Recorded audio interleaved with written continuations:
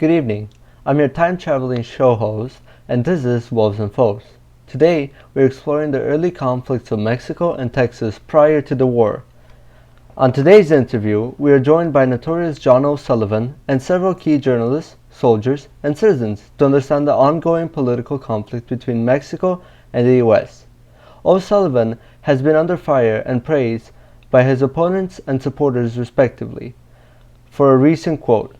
Would you like to tell us what exactly is in your quote? It is time for us to move on from Texas. It is ours, so let us welcome it into the great state of our union. While other nations have taken less than savory actions against us, limiting our power, stealing our glory, and disallowing us from manifesting our destiny to spread our great influence across this continent given to us by our great God for its development and reproduction, next to join us shall be California. The imbecilic Mexicans cannot exert any true power over the Californian Republic. Our great Anglo-Saxon influence has already reached California. We have guns and plows settled and ready to take what is rightfully ours. So I say, let us guide the flow of time and reach our destiny quicker. It is time to take California. Interesting. Well, let's hear what other people have to say in regards to this statement.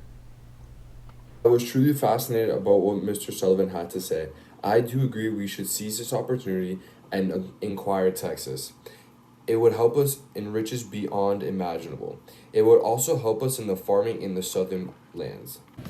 I disagree. The annexation of Texas will only anger the Mexican government and plunge us into another era of war. For the last few decades, we have rarely experienced peace, and we should not upset this balance. This is independent. It has chose to side with us and be part of us. We must embrace it with open arms. It'll only cause more conflict. We don't want any more war. Okay, well, this situation has escalated quickly. Let's ease off and move on to the next question. We have a representative from Mexico who will be asking a few questions now. What do you, John O'Sullivan, have to say about Mexico's ability to govern their country? Well, as I have stated, I find that the government of Mexico extremely weak and imbecilic. They lost their influence to our great Anglo-Saxon power and dominance over the region of California. Then you believe that we should occupy the region of California for our country and follow Monroe's footsteps of opposition to Europe? Yes, I think now that Texas is annexed, we should push to follow our destiny and follow through the footsteps of President Monroe. Okay, interesting points from all members. I think there was also a question in regards to exactly what you define to be manifest destiny. Yes, I was wondering what do you mean when you say our manifest destiny to overspread the continent allotted by Providence? Well, we have been given this glorious continent by the Lord our God to expand, control, and fertilize. Wait, that's not what God wanted. Your Protestant religion is just one more reason why our territory should be separated and not annexed. Indeed, we can see that religion is a crucial topic in this annexation dilemma. Anyway, let's not dwell on this for too long. It probably shouldn't result in any conflict. I have brought two crucial members who oppose each other in the battlefields to voice their opinions on the matter. Please welcome frontline soldiers from Mexico and the U.S. Good evening. I've come here from the battlefields today to express my opinions on this matter. I believe that this quote justifies the U.S. going to war, as most of the time, war is fought for the incorporation of new territories.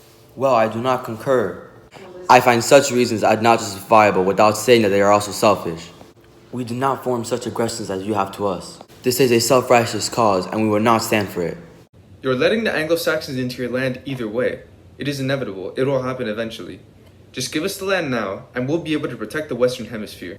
Okay. This meeting is getting quite heated. Let's just take a moment to cool off. It has been quite informative, and thank you, Mr. Sullivan and other members, for your time.